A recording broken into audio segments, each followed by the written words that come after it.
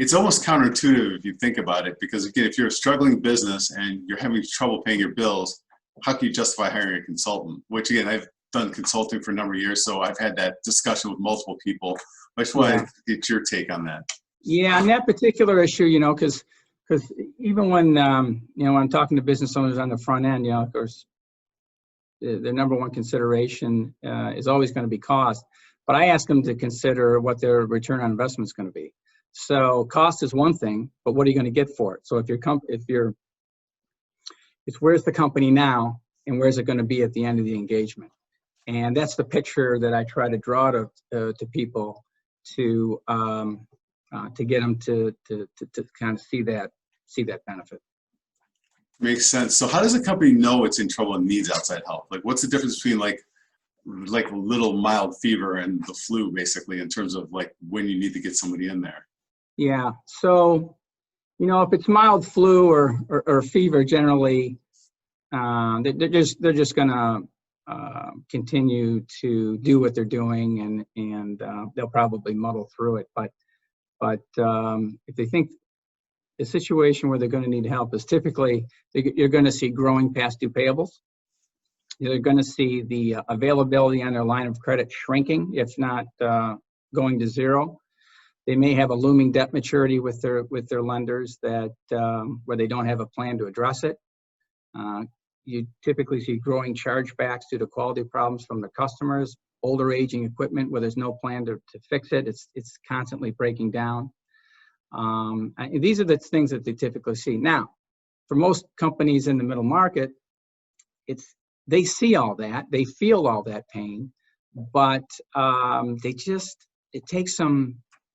unfortunately, it takes some negative event for them to either put their hand up and say, we need some help, or there's some negative event where their outside constituents are saying, hey, you need some help or else.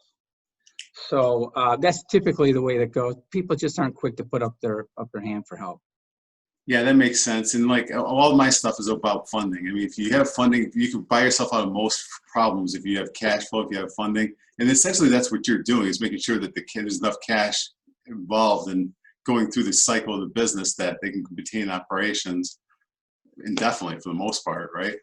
Yeah, no question about it. I mean, the whole purpose of doing a weekly cash flow for the balance of the year, honestly, is so that they can get to the first quarter of 2021. I mean, that's just really key right now. And, there's a lot going on there, but, it's about protecting that viability, but also on a personal note for the shareholders, it's about protecting their personal guarantees. Most, if not all, have personal guarantees with their secured lenders. And if the thing goes south, they may get drawn on. So it's not only can you lose your business, but you're going to lose sort of your future earnings for wherever that may come from. Yeah, I've been in some very ugly meetings where the turnaround person's told my client in one situation that they'd be lucky to keep their house at the end of it. Now, luckily, we were able to turn it around, but yeah, it can get really ugly, especially with those personal guarantees. I mean, and it's stressful, for the business owner, and a lot of times when push comes to shove, the personal guarantees are used as a lever to gain the ownership's continued vested interest into helping the lender convert the collateral into cash.